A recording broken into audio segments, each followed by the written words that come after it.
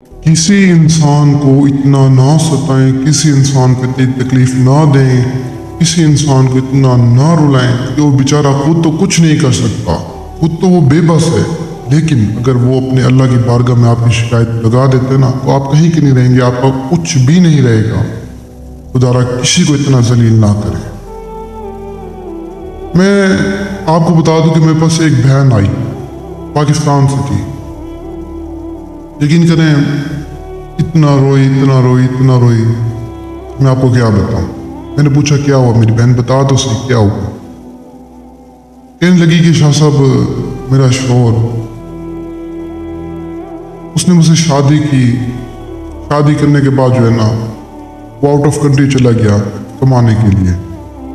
तो जब वो उधर गया ना, उधर जाके और लड़कियों के साथ राब्ते में आ गया, और लड़कियों के साथ जो है ना, यानी गलत नाजायज़ ताल्लुकात उसने कायम कर लिए। ना मुझसे बात करता है, ना मेरी कोई बात सुनता है, ना मुझे कुछ देता है।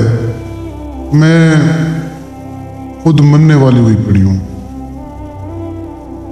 तो देखिए, जो लोग आउट ऑफ कंट्री में, जो मेरे बहनें हैं या बेशक भाई हैं, जो भी हैं, देखें, किसी को इतनी तकलीफ ना दे, किसी को इतना ना सताए कि उसके दिल से आपके लिए बद्दुआ निकले, उसके दिल से आपके लिए आह निकले, और वो आह आपका पीछा कभी नहीं छोड़ेगी।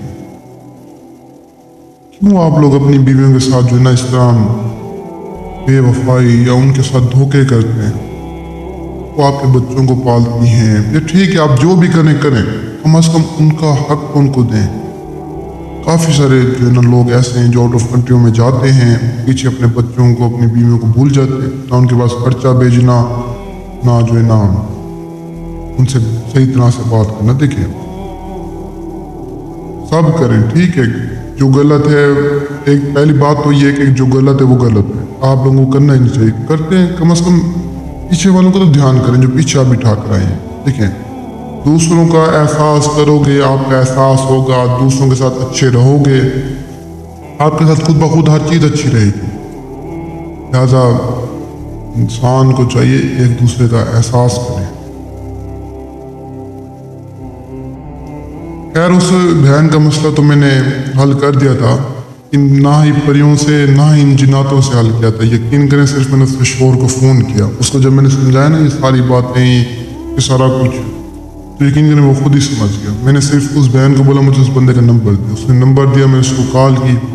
यकीन करें, उस बंदे ने उसी वक्त तौबा की और कहने लगे कि शाह साहब, कभी जिंदगी में नहीं करूँगा, और वाकई वो शख्स नहीं करेगा। देखिए, इस दुनिया में अगर कुछ अच्छा करेंगे तो आपके साथ अच्छा होगा, अगर बुरा करेंगे तो आपके साथ भी बुरा ही होगा। खैर, आज का जो अमल आप बहन भाइयों की खिदमत में लाया हूँ, बहुत आसान अमल है, परी को हासिल करने का अमल है। देखिए, जो बहन भाई चाहते हैं कि हमारे मसले मसाइल हल हो, हमारे पास परी हो, हमारी ज़िंदगी में जो मसले मसाइल हैं वो यानी हल हो परी की मदद से, तो आप ये अमल करें जो अमल मैं आपको बता रहा हूँ। ये अमल करके आप परी को हासिल करके परी से अपनी मदद जो है ना करवा सकते हैं, परी से आप अपना काम ले सकते हैं। तो अमल करने के लिए सबसे पहले आपके पास एक अकेली जगह होनी चाहिए, जहाँ पर ना कोई आपको तंग करे, ना ही कोई अमल के दौरान है। खैर, अकेली जगह आपके पास होनी चाहिए। अकेली जगह पर आपने आ जाना है। आ जाने के बाद आप अपने एहसार लगाना है, चाक, कोयले या छुरी से आप एहसार लगा सकते हैं। एहसार लगाने के बाद उस एहसार में आपने बैठ जाना है, बेशक खड़े हो जाए। तो आपने अल्लाह अकबर का विक्र करना है, अल्लाह अकबर, अल्लाह अकबर।